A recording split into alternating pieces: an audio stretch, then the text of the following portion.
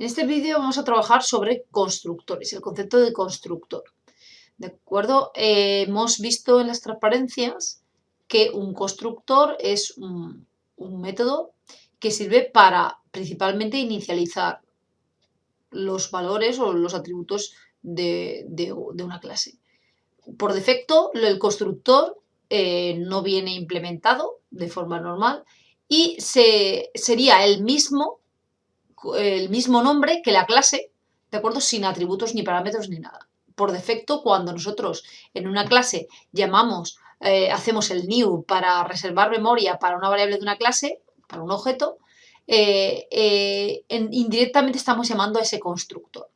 Bien, os explico un poco este ejemplo y luego vamos haciendo modificaciones. En este ejemplo tengo una clase rectángulo que tiene dos variables, por supuesto, privadas, porque por el paradigma de programación orientada a objetos, acordaros que teníamos que definirlas así para que cumpliera la propiedad de encapsulamiento. Bien, luego teníamos los getter y los setter, tanto de altura como de base, ¿de acuerdo? Y luego habíamos puesto dos métodos más para calcular el área y el perímetro. Acordémonos que en el get base lo que hacíamos era obtener el valor de lo que valía en ese momento la base, y en get altura lo mismo para la altura. En el set base y set altura lo que hacemos es asignarle un valor a esa base o a esa altura, que por supuesto en este caso no lo pasarían por parámetro desde el main. En el caso de calcular área y perímetro, fijaros que a partir de una variable double, ¿vale? Calculaba la base por altura, ¿vale? Y retornaba ese área. Y lo mismo para el perímetro. Fijaros que aquí, como estamos trabajando sobre las variables, sobre los atributos de la clase, por eso no nos hace falta hacer ninguna selección. Estamos dentro de la clase, ni hacer ningún set, ni ningún get, ni nada. ¿De acuerdo? Fijaros también que en el caso del perímetro pasa 3/4 de lo mismo. Tenemos una variable de perímetro que es double, porque lo que vamos a hacer es calcular la suma de los lados, en este caso dos bases, dos alturas, ¿de acuerdo? Y retornarlo, ¿de acuerdo? Bien, en el programa main, en el principal, lo que tenemos, primero que nada, es la reserva de memoria para la clase, la creación de una instancia, de un objeto rectángulo, de acuerdo, que por defecto, como os decía, viene con el constructor por defecto, que no hace falta implementarlo, pero que inicializaría las variables numéricas a ceros, las variables string o carácter al /0, ¿vale? Y otras variables más complejas a nulo, ¿de acuerdo? Bien, si mostramos por pantalla inicialmente, después de esa reserva de memoria, lo que tenemos en la altura y la base, nos daremos cuenta que es el fruto de la inicialización, ¿de acuerdo? De hecho, si le doy a ejecutar, fijaros que me dice la base es 0 y su altura es 0. Por defecto, como no están inicializadas, me da el valor por defecto, ¿vale? Luego me pide una altura, me pide una base y calcula perímetro y área.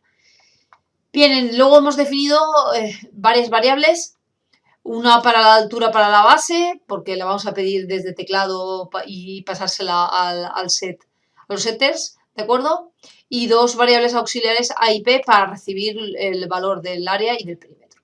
Fijaros que mostramos un mensaje para que nos introduzca la altura, creamos una variable scanner, perdón, una variable de tipo de la clase scanner para recibir el valor de la altura y la base, que son dos doubles, por eso utilizamos el método nextDouble, ¿de acuerdo? Y introducimos los valores en la altura y en la base de la clase, ¿de acuerdo? Mediante los correspondientes setters de tanto un atributo como del otro.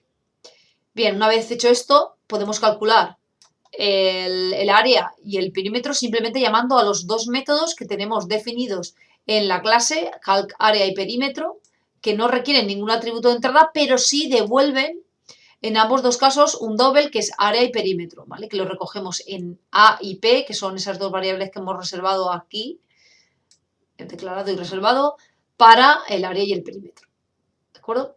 Bien, bueno, pues como decía, por defecto los constructores no se especifican, simplemente inicializan a las variables por defecto del sistema, de Java por defecto, pero podríamos definir un constructor.